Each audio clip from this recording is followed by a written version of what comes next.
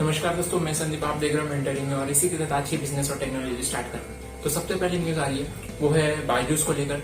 बायजूस के फाउंडर जो रविंद्र बायजूस है, उन्होंने कहा है कि वो हर ओलंपिक मेडलिस्ट को 1 CR देंगे, यानी कि जो 6 मेडलिस्ट हैं उन्हें 1 CR मिलेगा बायजूस कंपनी की ओर से, जो कि बहुत अच्छी बात है। कंपनी आजकल प्राइवेट कंपनीज भी गवर्नमेंट की तरह ही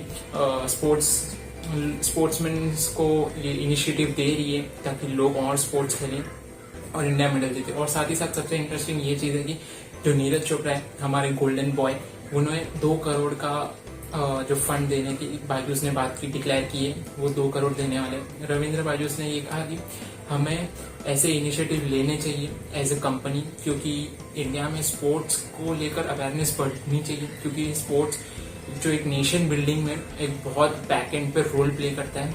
और इसी के साथ उन्होंने ये भी कहा कि और भी जो स्पोर्ट्समैन आएंगे हम उनको भी सपोर्ट करने के लिए रेडी है। तो काफी अच्छी चीज है, एक प्राइवेट कंपनी आजकल ऐसे डिसीजन ले रही है जो कि नहीं देखा जाता था पहले। जो अगली जो न्यूज है वो है स्टार्टअप्स को लेकर। स्टार्टअप्स ने इस मंथ यानी कि अगस्त के फर्स्ट वीक में ही ऑलमोस्ट 1 बिलियन के ऊपर रेस कर चुके हैं, जैसे कि अनअकैडमी हो गया, भारत पे हो गया, और इंफ्रा मार्केट करके जो B2B मार्केट है, market for construction purpose and tools, उन्होंने भी रेस किया $25 मिलियन। यानी कि फर्स्ट वीक में ही यूनिकॉर्न्स बनते दिख गए, और कुछ यूनिकॉर्न्स ने तो अभी भी यूनिकॉर्न है फिर भी रेस कर रहे हैं। तो काफी इंटरेस्टिंग चीज है कि पहले हफ्ते में इतना बड़ा अमाउंट रेस हो चुका है इंडियन मार्केट में, और देखने लायक होगा कि और महीने तक कितना एंड तक शायद 2 या 3 बिलियन के करीब आराम से रेस हो जाएगा। मेरा ऐसा लग रहा है मुझे। आप कमेंट करके बताना सर। जो अगली जो न्यूज है वो यूपी के CM आदित्यनाथ योगी जी की है। उन्होंने कहा कि सोशल मीडिया जो एक बेलगाम घोड़ा है, जिस पे किसी का कंट्रोल नहीं है। यानी कि अगर आप टेलीविजन और मीडिया प्रिंट्स की बात करें तो उनके जो ओनर्स हैं, उनके हाथ में अथॉरिटी जो है, क्या प्रिंट करना है, कैसे प्रिंट करना है, ये सारी चीजें उनके अथॉरिटी यानी कि ओनर के हाथ में है। बट सोशल मीडिया जो है, उनके जो ओनर्स हैं उनके हाथ में ये नहीं है कि कौन सी वीडियो पब्लिश होनी चाहिए, कौन सी नहीं होनी चाहिए, जो कि एक तरह से सही भी बोल रहे हैं। बट लेट्स सी कि आगे क्या होता है। यानी कि जो रूल्स कंप्लाई करने वाली ये सारी सोशल मीडिया कंपनीज जो इंडिया ने निकाले, उससे जरूर कुछ ना कुछ इफेक्ट तो निकलेगा क्राइम को कंट्रोल करने में। आप कमेंट करके बताना कि सोशल मीडिया सच में एक बेलगाम घोड़ा है या सबसे अच्छी चीज है।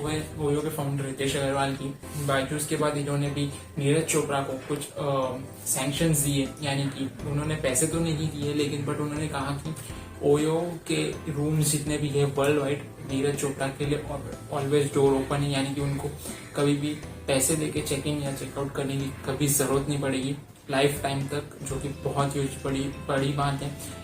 और काफी अच्छी चीज है यार कि प्राइवेट कंपनीज, जैसा मैंने पहले भी कहा, कि आजकल इनिशिएटिव्स ले रही है स्पोर्ट्समैन के लिए गवर्नमेंट के अलावा। तो काफी अच्छी चीज है। कमेंट करके बताना आप। जो अगली जो न्यूज है वो है स्नीकर्स कंपनी जो चॉकलेट्स बनाती है, और उनका जो स्पेन में एक एड कैंपेन रन हुआ 20 सेकेंड के लिए टीवी पर। उन्होंने उसमें दिखाया है कि एक जो स्पेनिश इन्फ्लुएंसर था वो चॉकलेट खाती एक मतलब वो स्पेनिश इन्फ्लुएंसर एज ए बंदा, एज ए ये था, गे मैन था, और लेकिन वो चॉकलेट खाते ही वो एक बियर्ड के साथ होमोफोबियन बन गया।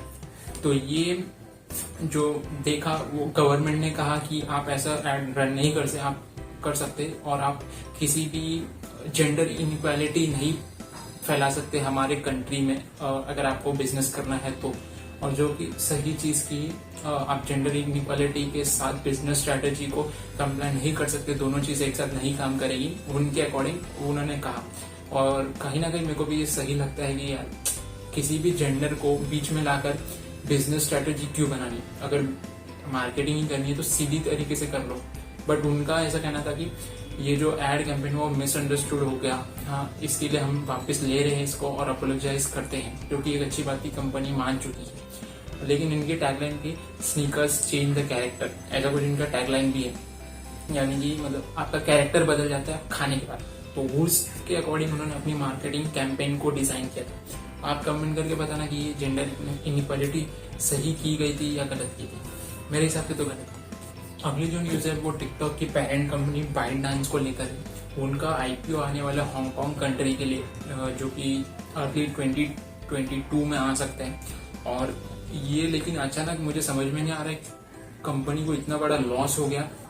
लॉस होने का कारण भी मैं बताता हूँ। लॉस होने का कारण था चाइनीज गवर्नमेंट ने कुछ रूल कंप्लाई कर दिए इन सोशल मीडिया कंपनीज को लेकर चाइना में, और इसकी वजह से इन्वेस्टर्स ने जितना भी पैसा लगाया था वो वापस पुल कर दिया, और इनके वजह से इनके स्टॉक्स भी गिर गए, और इसी के कारण इनको बहुत बड़ा नुकसान हुआ। तो अब ये एम कर रहे हांगकांग को लेकर, बट समझ में नहीं आ रहा कि अचानक लाने का रीजन क्या हो सकता है, जबकि को लॉकडाउन है।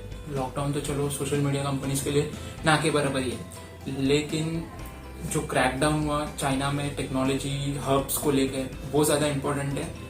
लेकिन लेट्स सी, सितंबर तक इनकी फाइनल रिपोर्ट आने वाली है कि आईपीओ कब और कैसे निकलेगा। सो लेट्स सी क्या होता है। सो आज के लिए बस इतना था, यही थी आज की टॉप न्यूज और बिजनेस न्यूज और टेक्नोलॉजी रिलेटेड सारी चीजें। इसी तरह मैं आपके लिए लेके आता रहूंगा।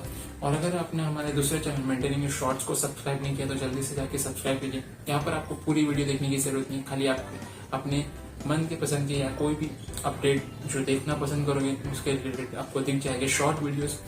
और इसी के साथ चैनल के ऊपर नया है तो सब्सक्राइब कर दो यार। और इंडिया को लेकर एक ही चीज कहना चाहूंगा, इंडिया अपनी सोच बदल। So thank you for watching the video.